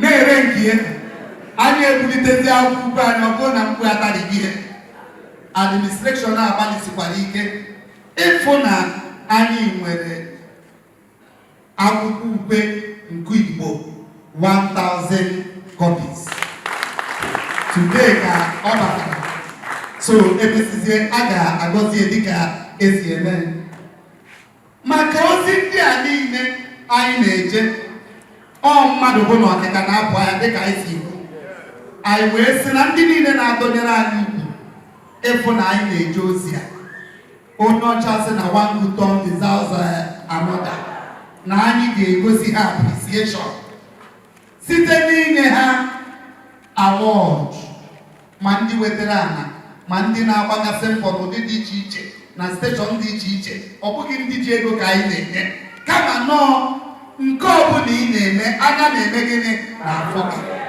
anyị wee sị na anyị ga-enye ndị kwesịrị na-aga enye ọnụ ndị kwesịrị na-aga akwanyere ugwu na anyị ga-akwanyere ugwu from all the stations n'ime nkwanye ugwu a ndị be anyị si na ọ bụrụ na ijere ugwu ị ka ya na-eje ọbịa skuulu anyị riri anyị close to 2 million iji wee fụ na anyị na Anambra steeti bụ otu and anyị enweghị population of students iji wee fụ na ebe ahụ anyị tiri ego ọgba mmanwụ Nnewi si na onye sụrụ ọfịa ga-ata ọka ọ nọbụ ya ajọ ọfịa si na onye sụrụ ọfịa ga-eme gịnị ga-ata ọka ebe anyị sụgoro ọfịa na skuulu anyị need students and onweghị ka anyị ga-esi mewuye abụghị na anyị nwetara ịkọmacha bọọsụ ọ hapụzi ịbụ skuulu ndị unu bi the bọọsụ ga na-aga Ebulu Mmiri ọ ga na-aga Ezinifite ọ ga na-aga Ụga ọ ga na-aga Amishi ọ ga na-agagasị all other communities ga na-ebutere anyị ụmụ akwụkwọ so that ka anyị nwee enough students anyị wee were ohere a na-achụ nta ego dịka anyị na-enye awọdụ a anyị eburu n'obi na ibu ụgadị ọrụ ofensa ahụ abụọ ka ọ bụ ya ọzọkwa dịka nwanne ya anyị lagbukwa na kansụl wee tụlee 52,000 naira yearly every station onweghị mkpa ọ na-egbo uru anyị wee decide ya na anyị ga-achọkwa ihe ga na-enye Guardian religion ego anyị legharịa anya na anyị afọ na family na-enye ego today ndị na-azụ ezi ndị na-azụ ọkụkọ ndị na-azụgasị ụmụ ihe ndị ọzọ dị iche iche ihe ndị a na-enye ego ana anyị nekwa anya fụ ndị ọbụ anyị na ha anyị afọ n'agbanyeghị na ha nwere population mana ha tinyere ego na family ọ na-enyekwa ha ego so dịka anyị ji ayọ na anyị na-achụ nta ego ịfụ na anyị ga-enwe school bus na-achụkwa nta ego na anyị chọrọ ka anyị nwee ebe anyị na-eme family anyị abago legharị anya n'azụ ebe eri fụ na anyị ka nwechara up to 4 plot n'azụ ebe a and with that 4 plot onweghị ụdị family anyị chọrọ ime ebe a anyị agaghị emewu ọkwa mmadụ ga-ebupụ ọkịka ahịa anyị a ga-enwekwa na ya onweghị otu ọzọ na-abụghị ọ bụrụ na o nwere onye nke gị ahụ nọrọ wita wọd ka ọ na-eme ị na-eme gịnị ị na-akwado buni igwe anaghị eme gịnị anyị danda agaghị m ekwu unu n'okwu maka oge anyị ka m were Gọbịa ntonu Chineke anyị o nwere nke gbapụrụ n'uche ndị ezekutiv a bụ ndị National Council anyị gbalịsiri ike nwee ike igotere Guardian religion chia so anyị mazie tata anyị a na-atageti na chi anyị ga-apụta ihe dịka ego ole dị otu a n'ọnwa dị otu a ihe niile abụ ụzọ anyị si agba mbọ ịfụ na Guardian religion mere gịnị bara na next level ka Chukwu gọzie anyị niile site ugbu a ruo mgbe niile ebighị ebi ka m werezie igwe okwu wee nyefee onye okwu na-adị mma n'ọnụ ụnụ mana ọ na-adị Igbo mma n'ọnụ ọbịa toonu Chineke n'ịga n'iru ikere ndị na-arụ ọrụ ofensa ndị anyị na-eme ha bata onye a na-akpọ ịnọitu logistics and planning a na-akpọ Nze Ugobuzue Ọchake Abalị Okafọ n'ebe a The ordinance of this religion, one never happened on the Kapapa. Men therefore, August and Robert people,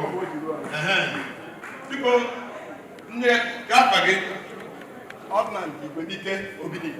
Kenania, ordinance, you go be the Kenania, no, ordinance,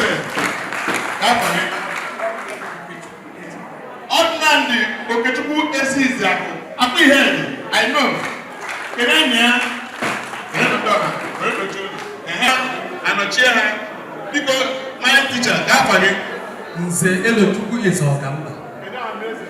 Ohaneze Kenemu. Kukwudi ebe. Kukwudi ebe. Ndukwendo dere. Ndukwendo. The Kenemu hand of the my teacher.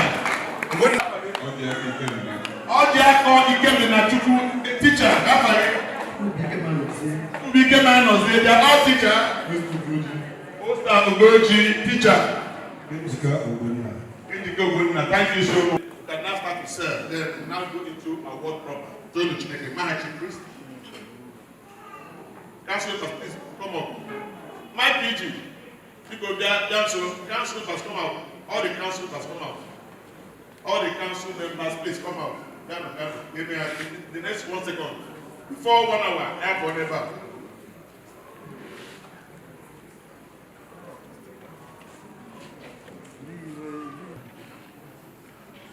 Akwụkwọ a dị ike maka okwu dị ike. Okwu dị bụ okwu na-enye ndụ, okwu na-agwọ ọrịa, okwu na-agba ume. A na-ekwu ọtụtụ mgbe ịbụrụ onye ofe sotuchi ma inweghị akwụkwọ a na akwụkwọ nsọ akwụkwọ ịmana ibidebe. Ọ bụrụ n'ụwa na-akwagharị gị ịpụta ụtụtụ ọ dịka ịghọta ife na-emenụ jee were akwụkwọ a sala otu egwu maọbụ ebe a na-egụọ ịgụsị ị ga-enwe agbamume ị ga-eji wee rụọ ụbọchị gị. Ọ bụrụ na ọnwa ka nkọ n'ụzọ gị opeka mpe chọrọ ebe a na-akpọ him 8 mgbe biri mmiri kendụ na-amagharị mgbe ọchịchịrị na-agba n'ụzọ gị kentị n'ime mmụọ ị ga-anọ olu si ezi nwa atụla egwu mụọ na gị n'ogedu atọ onye nweghị dịka n'ịkọ idechebe onwe gị ezi nwa atụla egwu ezi nwa atụla egwu ọzọ. Metụkwara kasị atụla egwu ọzọ n'ihi na chi gị bụ onye mmeri. Ọ nọnyere gị oge niile. Ya gazie n'ihi nke anyị ga-eji ike onye mara eji biwara ike nke otute mmanụ wee bisa akwụkwọ nsọ aka nsọ. Anyị ga-eji ife nsọ nke ala nna anyị bụ ọchake wee gozie akwụkwọ ime ka ọ dị ike karịa ka ọ dị na mbụ. Cheta na ọnụ akara bụ mma agha, ọnụ mmadụ ji bụrụ ọnụ mma wee bụrụ ọnụ Chineke. Mgbe anyị na-ekwu na ọdụgbo mma ya gazie anyị wee welo ọjọọma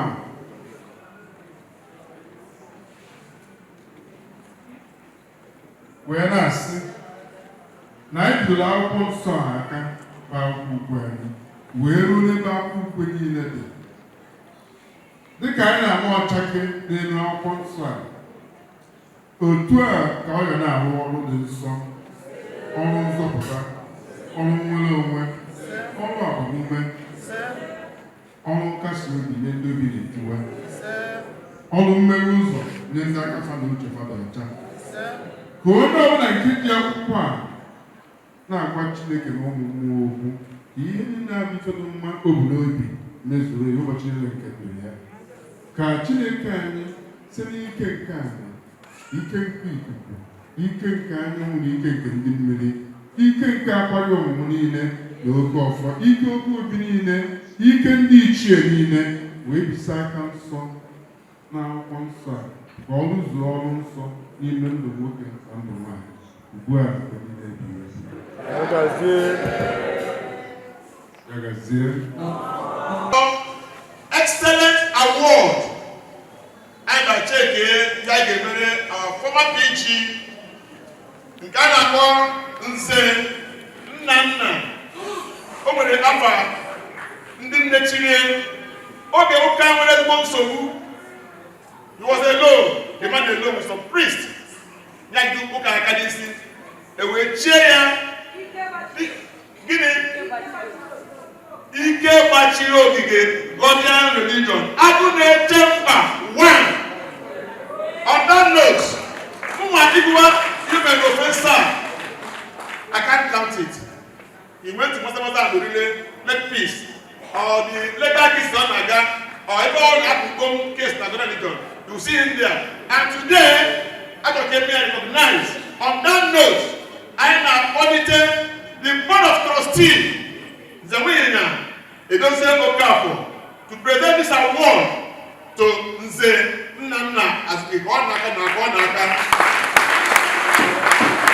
highest award, that also an award.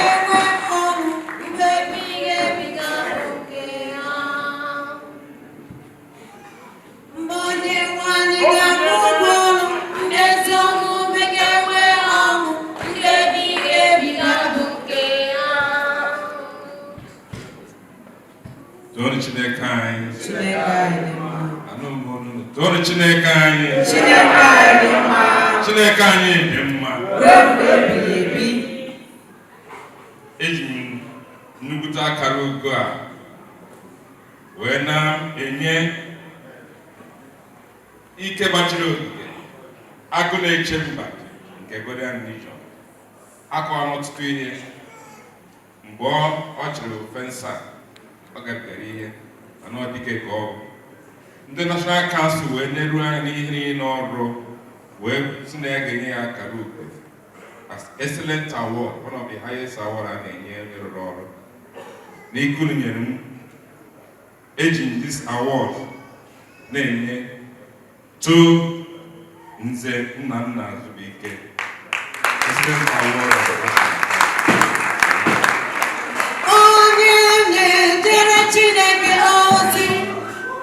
Chineke onye na-ejere Chineke ozi, onye na-ejere Chineke ozi, ya jee eluigwe si ntụkwasị obi, ya jee. Don Chineke anyị. Chineke anyị dị mma. Don Chineke anyị. Chineke anyị dị mma. Eji m ohere a na-ekele mmadụ niile, na-ekelekwe the present executive of the council na ndị ọzọ ihe dị mma na adị mma ma onye ọbụla nwere ike ịrụ ahịa ụka rute ebe a taa weda esi Nnewi bịa ma isiri Aba bịa ịbịara ịnụnyere ofufe nsọ Ghanaian religion, a sị m na Chukwu ga-agọzi gị. Award recognition award a ha nyere m alaikere m ya, ekelere m Chineke, kelee mmadụ niile, na-ekelekwe ndị mere ka ọ dị possible na anyị nwere ike ime nwa achieve whatever little anyị mere achieve, maka na ọ dịghị izi, maka o nwere mgbe ọ na-awụ ndị kọrọ gawa ndị ugwu, ndị kọzọ akọrọ gawa ndị ịkpa, but still e nwere ndị kwudosi ike dịka okwu our high chief priest kwuru today. Ana m asị ụdị ihe dị etu a ga na-adị, and ike agwụbeghị m, aga m arụ ọrụ dịka ọ ga-eji wee bara Ghanaian religion uru. Ana m asị ka anyị were n'ofu obi were na-aga, ka Chineke gọzie mmadụ niile site ugbu a ruo mgbe ebighị ebi. Ịma agaghị enyere m ụdị ihe dị otu a mpụwa, ama m na ego ka eji wee mee, and ile mgbe prezidenti anyị na-ekwu okwu ọ na-ekwu ọ na-arụtụ aka na na-enweghị ego na 52,000 anaghị ezuru ha, na a ga-eme nke ọzọ. and ofu nwanne nze nwunye aka ya wụ penny wego. Ịghọtala? I'm going to need the sum of 100,000 naira.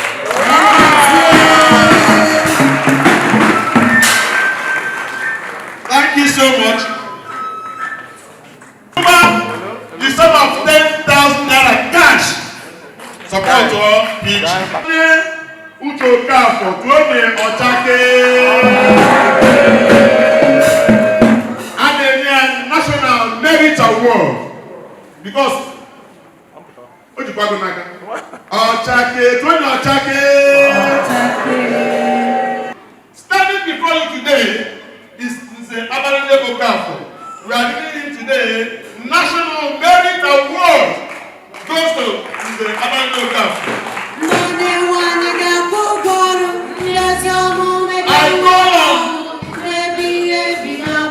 I call on Double Chief National Merit Award. My chief, my double chief. Toonu Chineke. Toonu Chineke. Chineke anyị dị mma. Onye na-amaghị agbalụnye ịmachaghị ya. Oge Godian religion nwere nsogbu between KOK Onyima and Godian religion. This man stood by Godian religion. He made sure na anyị garuru ebe niile ime ka Godian religion through. Unu ma o nwere oge bịa na redio na-achụpụsị ndị mmadụ na Godian religion, including onye anyị na-akpa ahịa n'ụbọchị nke taa.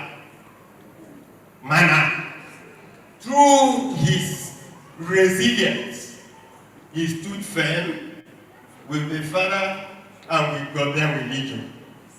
Then, from there, he is here today, and the history of Godian religion is shining everywhere. So I ask you to pray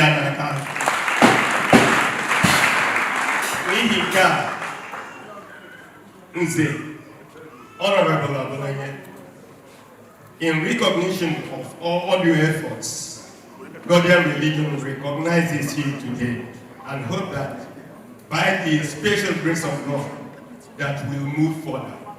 Chukwu gozie.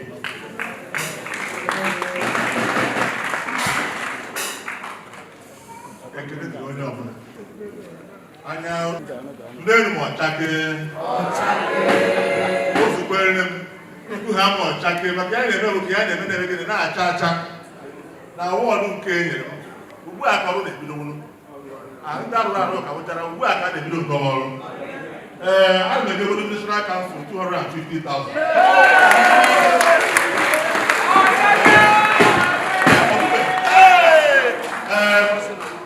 I'm chairman of this plan.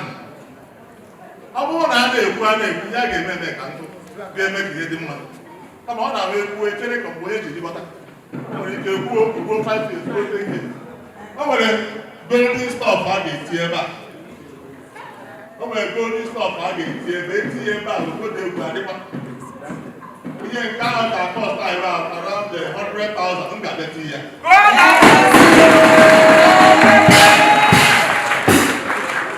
I can get it.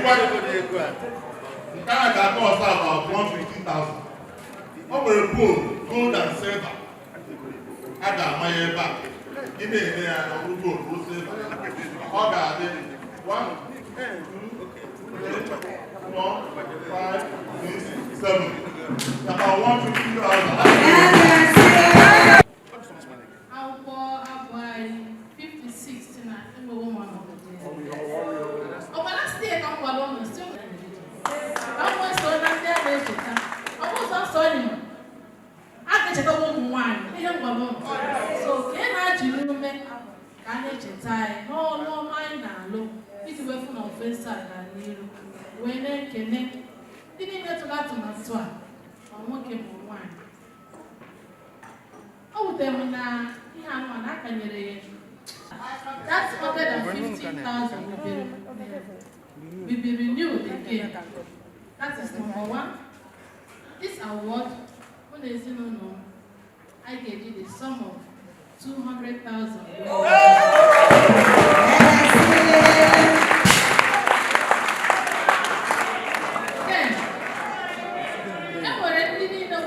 Baby, Iko, Obi bụ Sanure.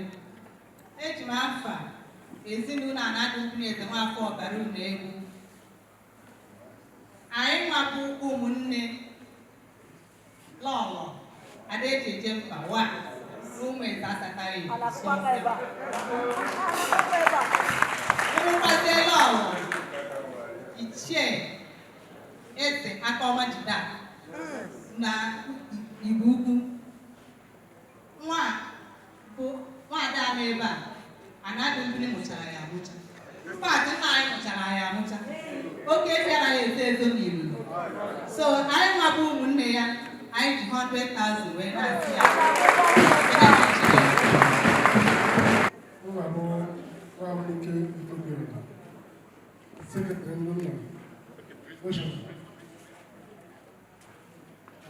From the Kuku station.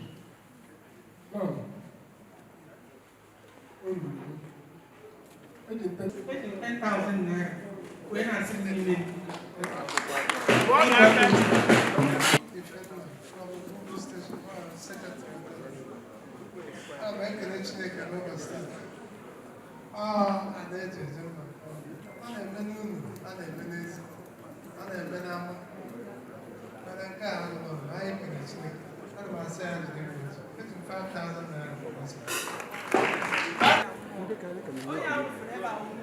That's good.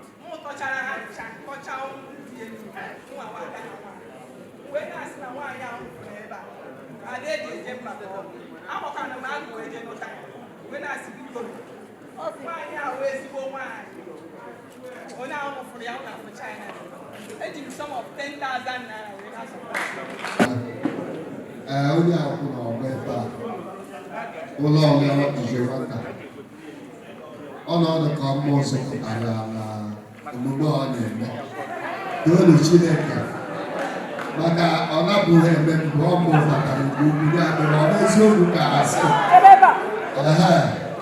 so mụnwa na onwe m bụ senior priest eji 5,000 wee na-akwado. Thank you so much. Oh, my. Asị m na m na-akwado mmanụ n'azụ na-ejide ka eji omeka nne ya oyiri mba nwanne gọvanọ ife ga na-eme emeri 5,000 sịgo ya na-aga n'ere ike n'ọrụ Maza Station, Lagos, to present this award, I will call on other trustee member. After this, I will mop up things now.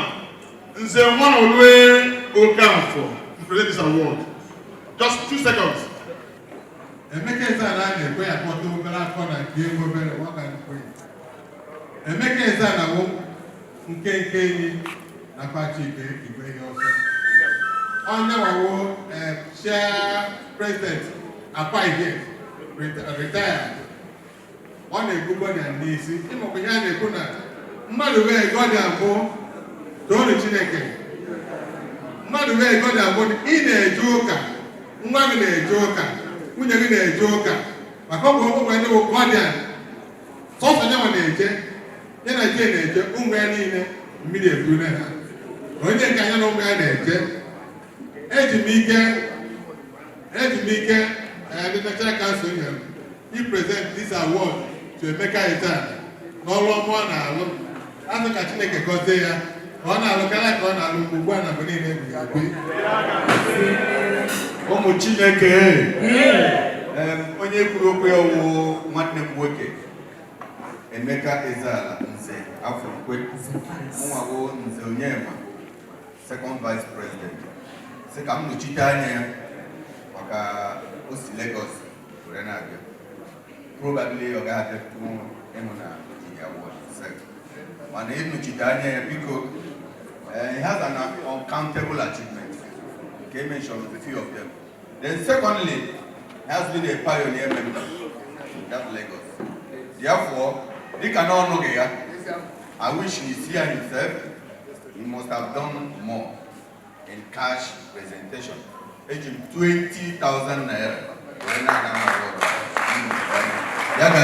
Thank you so much. We have 3 awards here. We are done with National Merit Award. Now we are going to other awards. Goes to Nze Eduka Okeke Anyora. Biko ịbịa kọwawa ọkwa ya ọzọ ọ baghị uru ọ bụrụ na ọ ịgba ala okirikiri akọwala kama na nwere ihe m chọrọ ka mmetụ aka onye unu hụrụ ebe a ejikọ ego ya ga-agba ala nye ndị Guardian Legion na-akwadokwa ịrụ ya so kpọpụrụ Chineke anya ihe a ọ sị na ọ ga-awụ mmalite na ya ka ga-eme ọdachukwu na n'ihe ya ga-emekwu mmụọ na onye anyị ji maka ya gbakọ ebe a na ọ nne mụrụ ya ya nwa nwe ka ịgwa na ọ nne mụrụ ya o bụrụ Chineke anyị aka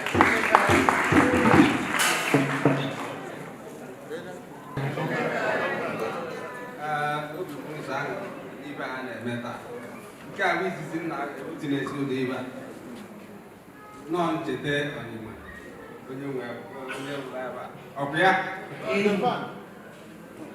ọ ibe ọnwa ka a na-ejibe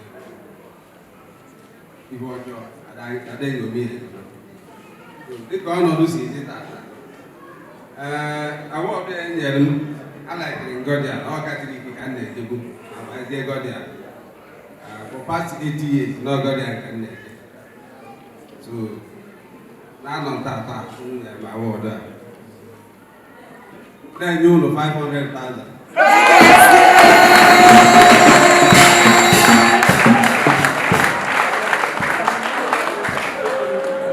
ka nke a gasịrị o nwere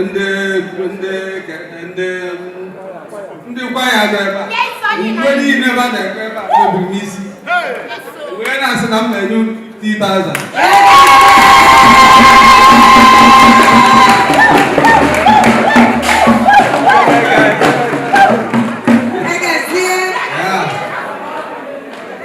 ọzọkwa m na-ekwu na mmemme a na-eme every year ka a na-eme every year ka mma na-eweta 100,000 were asọpọtụ ibe a na-eme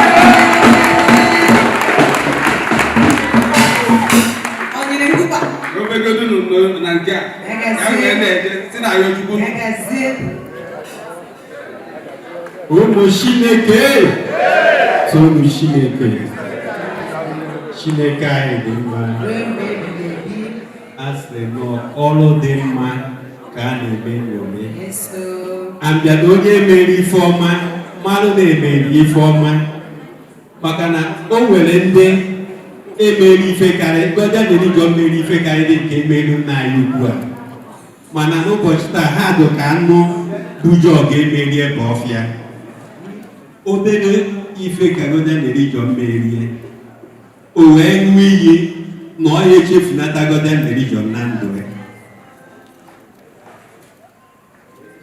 ọ gwabụgo anyị n'ọrụgo okwubuo na mbụ sị ka ewepụta ya mana ọ sịrị mba nọọ ọ chọrọ ka a na-aha ogoro n'afọ ya ka ọ dị shio n'ọrụcha n'ife na bifo ewepụtara ya Guardian Legion Ishida station echibuo na ya echichi omere ọla nke izizi n'ime Guardian Legion so eji the sum of 5,000 naira were akwado Thank you so much. To present this award goes to Onyima Edozie Okafor, POT chairman. Support to Guardian Legion. You are being conferred with this honor of Faithful Steward Award recognition. So n'ihe ka anyị ji ndị ụka ji necha anya sị ka enye gị award a n'etu isi arụ ọrụ n'etu isi eji iche gị niile ma ịbịa ụka ma ije akwamozu ije ebe ọ na-eme ị naghị ana azụ ewesịga akwara gị nnukwu ugbu a imekwuo na eprisi wepụta wee na sọpọt ọ bụghị onye ọna ka ọ na-apụta na ihe anyị wee na-enye gị ihe asị gị ka Chineke gọzie gị n'ọlụ gị niile mee ka ndị pikchọ gọzie gị n'ọlụ gị niile gị na ezinụlọ gị ogologo ndụ arụ isi ike ihe mere na-ezuru oge ga-abụ nke gị ka anyị na-ekwu etu a ka ndị ichie na ndị anaghị agọzi ugbu a mgbe niile o jiburu onwe ya chụọ aja na ndị ewu steshọn na-aga n'iru taa bụ nwanne m nwoke akwụ ebe a n'agbanyeghị programs oji anyị wee na-azọzi ka eji ogologo ndụ arụ ike ọma ife a ga-abụ ife enwe udo ga-ekwebi udo ezinụlọ chọghị mma ugbu a